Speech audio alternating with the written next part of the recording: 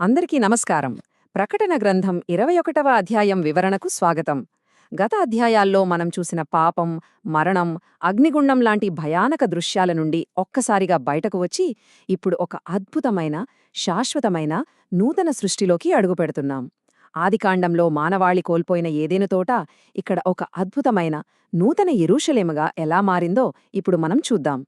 ఈరోజు మనం ప్రధానంగా 4 విషయాలు కవర్ చేయబోతున్నాం.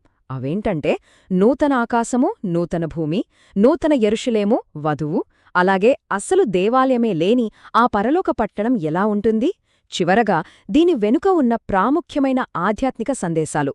ఇక ఏమాత్రం ఆలస్యం చేయకుండా టాపిక్లోకి వెళ్ళిపోదాం. మొదటిది నూతన ఆకాశము మరియు నూతన భూమి.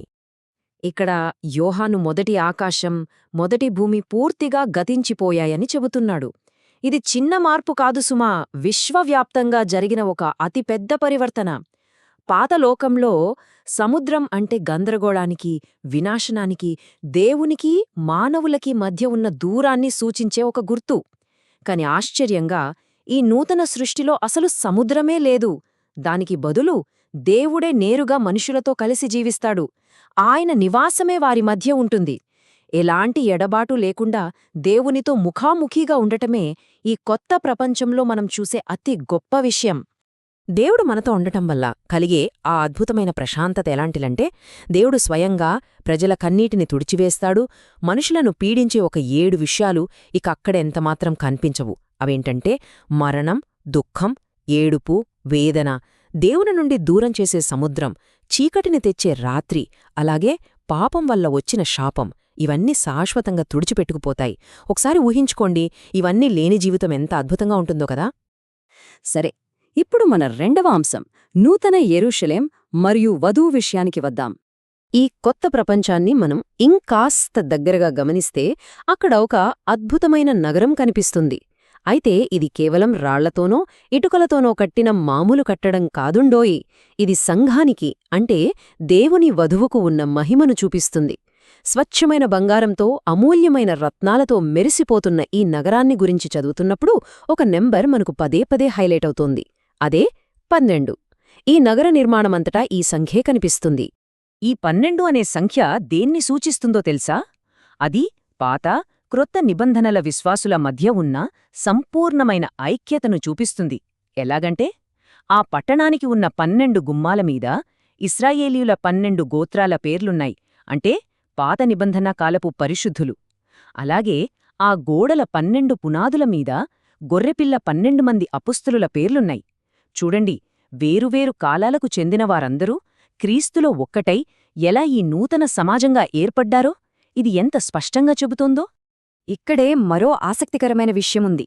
ఒక దేవదూత ఆ నగరాన్ని కొలిచినప్పుడు ఒక అద్భుతమైన వేదాంత సత్యం బయటపడింది. ఆ నగరం పొడవు, వెడల్పు, ఎత్తు అన్నీ సరిగా సమానంగా ఉన్నాయి.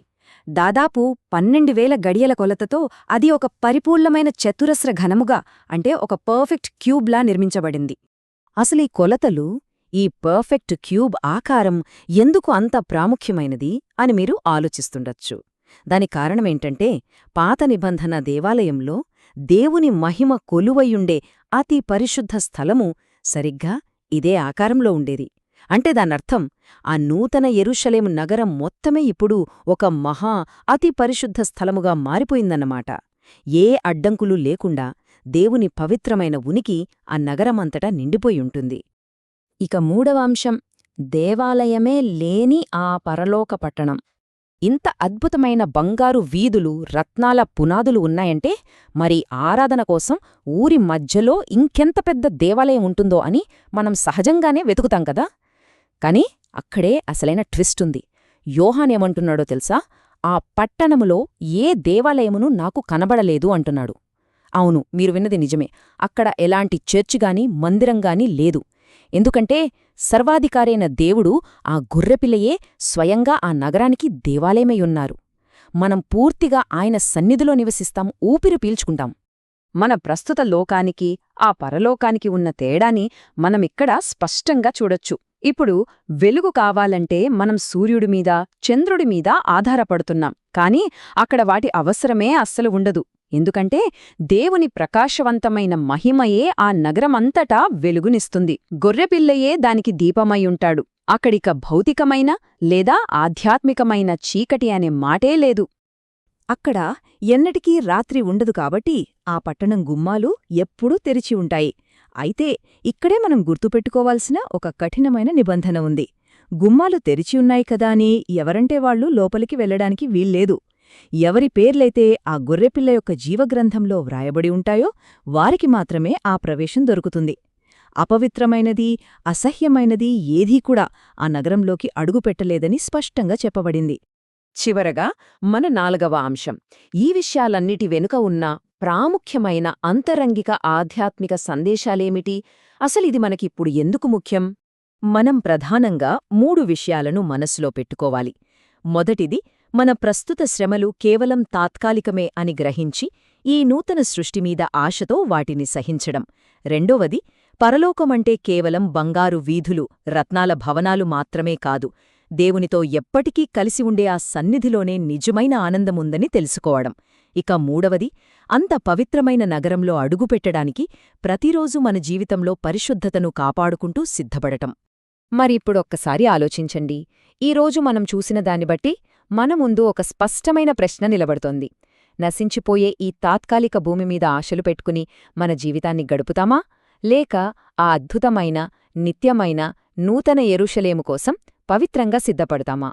నిర్ణయం మన చేతుల్లోనే ఉంది. మళ్ళీ మరొక ఆసక్తికరమైన వివరణలో కలుసుకుందాం.